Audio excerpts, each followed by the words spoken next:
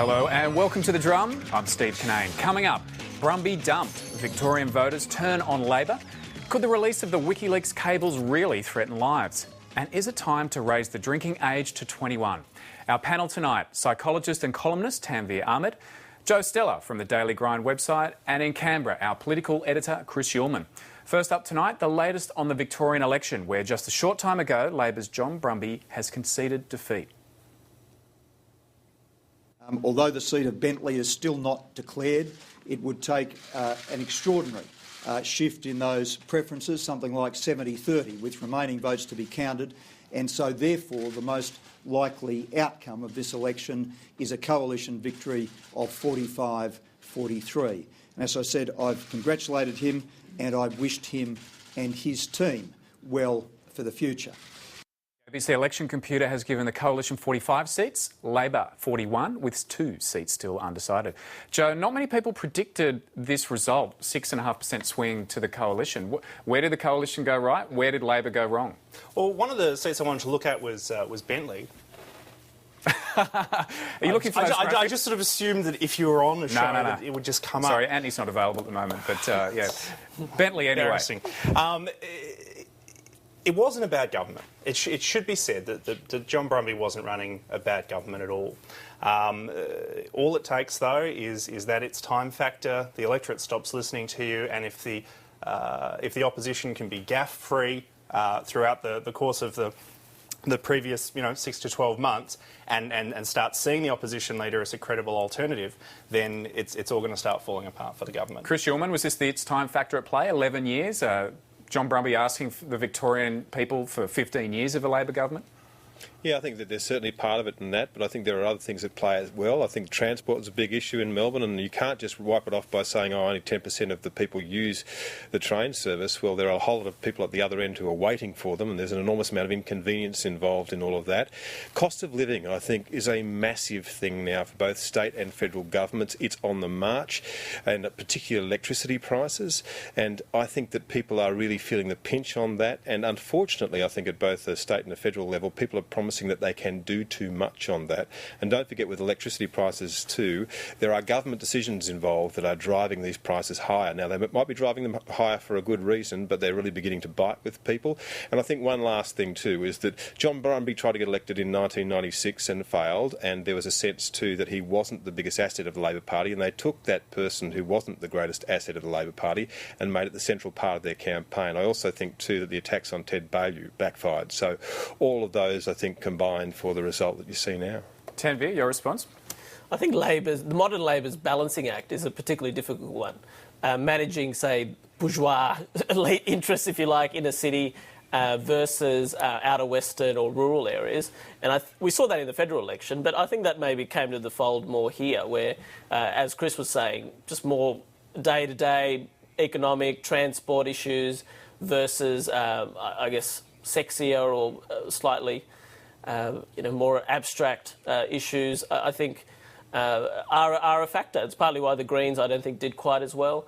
And I think the other thing we saw in this is the Greens, without preferences from either Labor or Liberal, struggle. Joe, was that a masterstroke by the Liberals deciding to put the Greens last? I know we spoke about this previously and questioned whether it was the right thing to do, but a lot of people say it's really paid off for the coalition in Victoria. Yeah, tactically it could have gone either way. The reality is that if it had been 44 all, then the fact that Labor got those 44 seats would have counted against Ted Baillieu. It was a principled move. It was one that certainly shored up their base, but one that could have, in the event of a hung parliament, damaged the party's prospects for getting into government.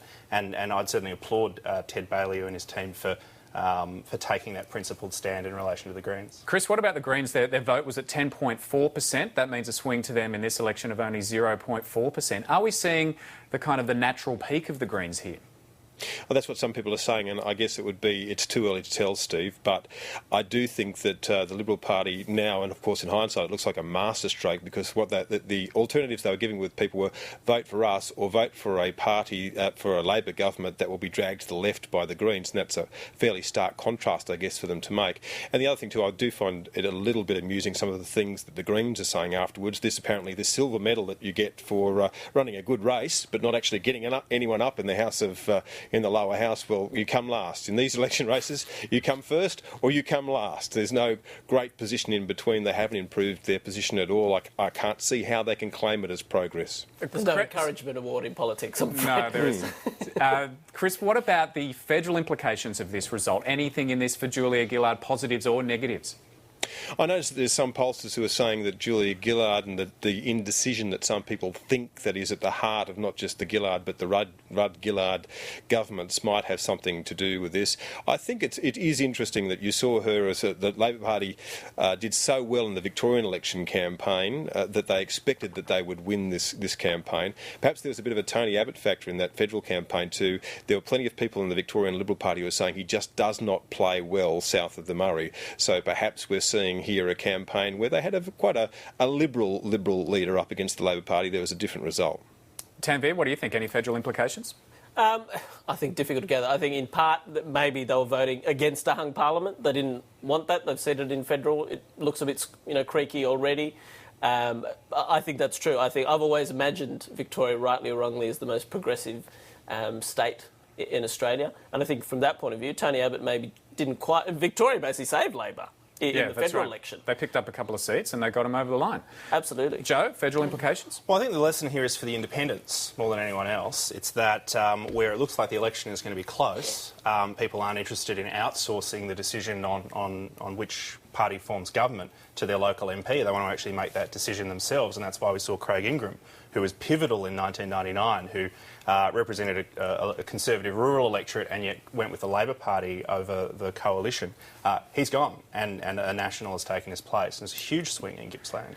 Chris, what will this mean for Julia Gillard's plans for health and hospital reform, given that negotiating with John Brumby over this was so critical for Labor on this?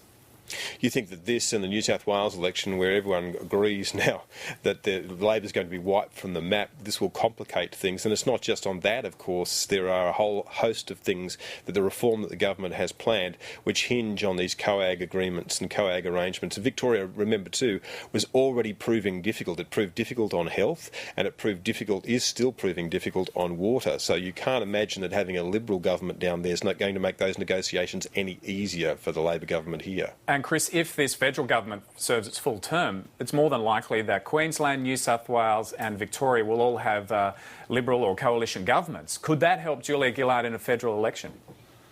Absolutely it could, because if you go and look at what happened in the Queensland election campaign and in the New South Wales election campaign at a federal level, all the bunting around the Queensland polling booths on election day, federal election day, were pictures of Anna Bligh and Julia Gillard. And certainly the same thing was happening in New South Wales. There were millstones around Julia Gillard's neck. Now, I'm sure she wouldn't say this out loud, but there might be part of her that's just a touch relieved if they're all gone by the time she has to face the polls again herself. So, Tanveer, is Julia Gillard one-third of the way of getting rid of a bit of dead weight out of the saddlebags?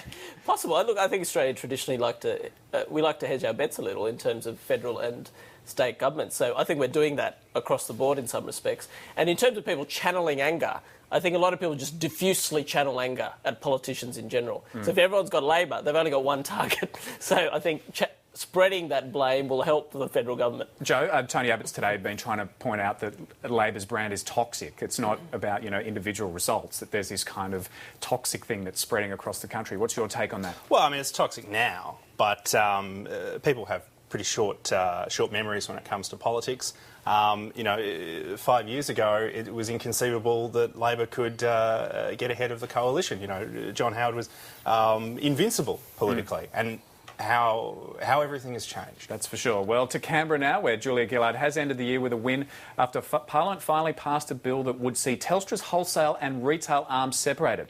This helps to pave the way for the building of the national broadband network.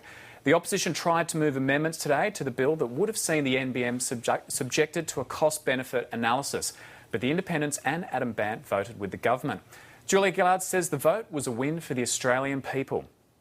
The legislation that has finally been passed today is there for the National Broadband Network, part of preparing for the National Broadband Network, and new superfast broadband will transform the way we deliver health services, will transform the way we deliver education services, and will transform productivity in our economy. Now, Chris, the government had a bit of a rough time with the NBN over the past couple of weeks. How important was it for them to get this win in the Parliament today? Oh, this is massive for the government at the end of the year, Steve. There's no doubting that. And, of course, the coalition would have liked it if it turned out the other way, because the government does have to get some runs on the board at some stage. And even though Julia Gillard's words a lot lately are about consolidating, being methodical and those sorts of things, she also talks about reform, and in the end she has to have something in her saddlebag. But the really amusing thing about this debate, this bill was, of course, the structural separation of Telstra. And whenever people started talking about the NBN, you might recall they kept saying, well, the NBN's not even mentioned in the bill. Well, it was, in fact, a number of times, but this was never about the NBN. This is about the structural separation of Telstra. As soon as it's through, this is all about the NBN. Tanveer, what was your take on it today? Yeah, I think it's a great victory. I mean, she has copped it from everywhere about the NBN, and Malcolm Turnbull's actually, I think, run a good case. So, and it didn't help having that 7-year clause of not talking about the business. No. So I think it's, as Chris was saying, huge victory, and also a victory for the hung Parliament, for the coalition, if you like, with the Greens, to get this over the line. So it's a great way to finish off for Julia. Joe? Well, it's obviously they've been able to score some political points on this one, getting that through, getting the agreement of the crossbench in the Senate. The reality is the supporters of the NBN are still hiding from that cost-benefit analysis. Nobody is disputing that faster internet is a good thing, but faster internet is not a good thing at any price. OK, well, the other thing that was brought up today was, of course, Julia Gillard gave a speech this morning, and Chris, it was really, she's put a bit of pressure on herself here. She said that the government has to deliver a price on carbon by next year. She's given herself a bit of a deadline here. Could that backfire? Yeah, no, it's really interesting too, and I'm sure we'll be talking about this more with George Megalogenis when he comes along and talks about Trivial Pursuit, which is quarterly essay. One of the things that she noticed and she's responding to is the impatience of the electorate for her to get things done. Now, she is trying to slow things down, deliberately slow things down, because, of course, the hectic pace of the Rudd government, which was all announcement and no delivery, could never be met. Now she's trying to consolidate, she's trying to focus on a few big things, but she does realise that she's got deadlines and that she's eventually going to have to meet them. So she is promising people that next year this long delayed decision on carbon price will come to some sort of fruition, and next year is a year for delivery. And of course it left her open to the ridicule of the coalition today, saying, well, isn't every year a year of delivery if you're in government? But yeah, it's a very deliberate process by the Prime Minister to try and focus on